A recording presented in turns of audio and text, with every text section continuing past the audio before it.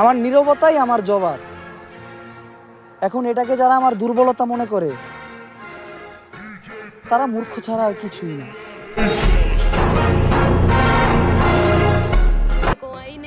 যদি তুমি তাকে দেখতে চাও যে সারা জীবন তোমার পাশে থাকবে,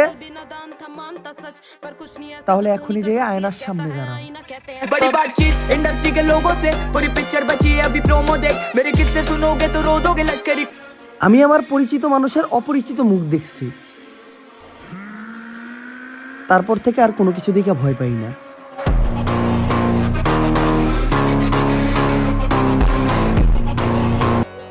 তারপর আমি একটা জিনিস খেয়াল করে দেখলাম, আমি মানুষ যত চিন্তাছি দিন দিন আমার বন্ধুর সংখ্যা ততই কমতেছে।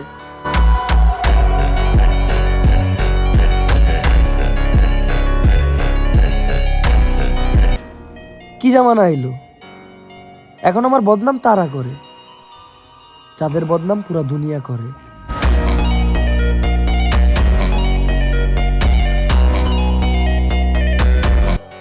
বন্ধুত্বের জন্য বাড়ানো প্রত্যেকটা ময়লা হাতেও চুমু দিতে আমি রাজি আছি,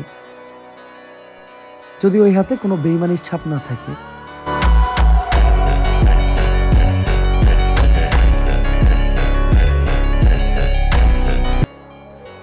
এই কথাটা আমি সবসময় মাথায় রাখি।